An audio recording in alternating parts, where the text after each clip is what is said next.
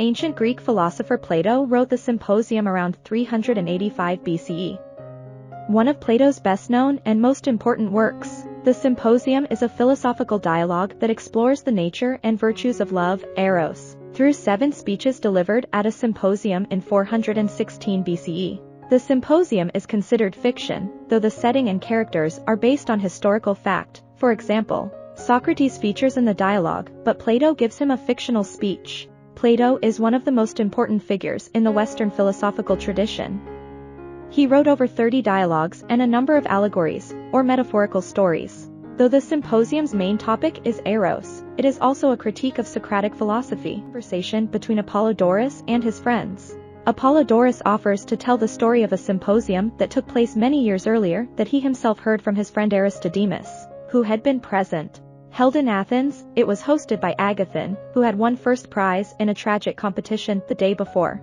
Aristodemus had not remembered all of the speeches, his account featured 7. The first speech is that of Phaedrus, who features in other dialogues of Plato, including an eponymous one, who lauds love for inspiring lovers to commit courageous acts. Citing numerous mythical examples, Phaedrus argues that lovers will not want to appear cowardly before their beloveds, and when they are in love, they are possessed by love. Thus, his speech suggests that love can be beneficial in the moral education of the youth of Athens.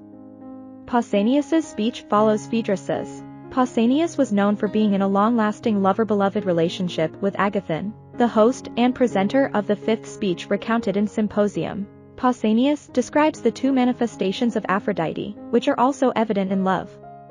One is the celestial form, which is concerned with the proper, meaning moral satisfaction of desire.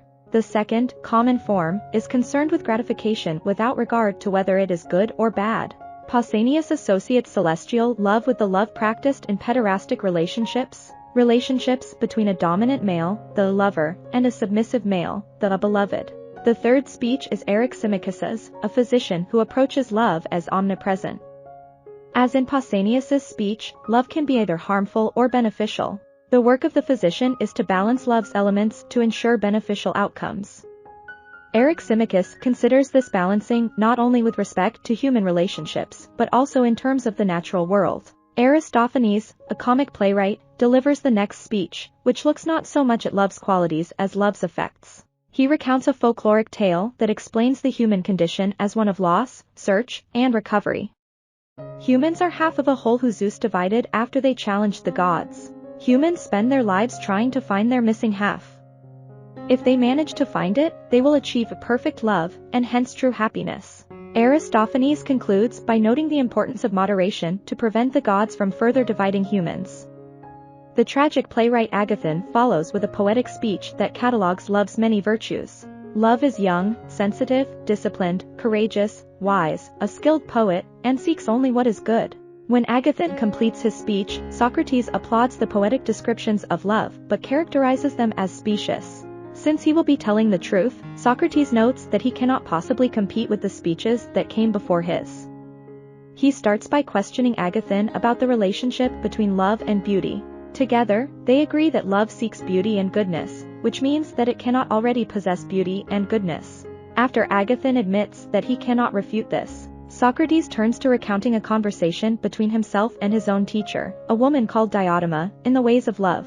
In dialogue with Socrates, Diotima taught him that love is not a god but an important spirit that serves as an intermediary between gods and humans who cannot meet directly. Love fills the space between them, creating an interconnected whole of the cosmos. Diotima explains that love's parents are plenty and poverty, which means that love is always hovering between these 2 poles. To Socrates' question about how love benefits humans, Diotima replies that the generic love that is universal to all humans is that they desire good things, which in turn make people happy. Thus, love can make people happy. Humans want to possess the goodness that makes them happy forever, which Diotima concludes means that humans desire immortality. Since humans cannot be immortal the way the gods are, humans seek immortality through procreation, whether physically, by having biological children, or mentally, by creating eternal works, whether poems, law codes, or other crafts. Finally, Diotima turns to a discussion of process, how humans can ascend to the highest forms of love, which is to say goodness. This process correlates with initiation into a mystery cult.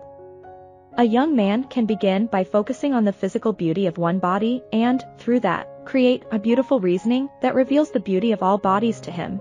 Once he understands this universality of beauty, he learns to be attracted to mental beauty over physical beauty, which can help him appreciate human institutions, activities, and finally knowledge. This benefits his moral development. Once the young man ascends to this point, he has access to cosmic understanding of the eternal beauty that inheres in all things. Socrates concludes his speech by saying that Diotima taught him these things, and he believes them. For this reason, he praises love and encourages others to as well. During the guests' applause, they hear a commotion outside, the arrival of Alcibiades, who has been drinking heavily. He spars verbally with Socrates and then agrees to give a speech in praise of him. He lauds Socrates' satyr-like ability to charm his listeners, preparing them for initiation into love's mysteries. Alcibiades admits that only Socrates has the ability to make him feel ashamed of pursuing politics, fame, and adulation rather than doing what he should be, which is improving himself. He praises Socrates' self-control. Many times, Alcibiades has tried to seduce him, and Socrates never succumbs. Finally, he commends Socrates' bravery. Stay up all night talking. The following day, Socrates follows his usual routine before returning home to sleep. I hope you enjoyed this video. Leave a like if you did and be sure to subscribe. Thank you.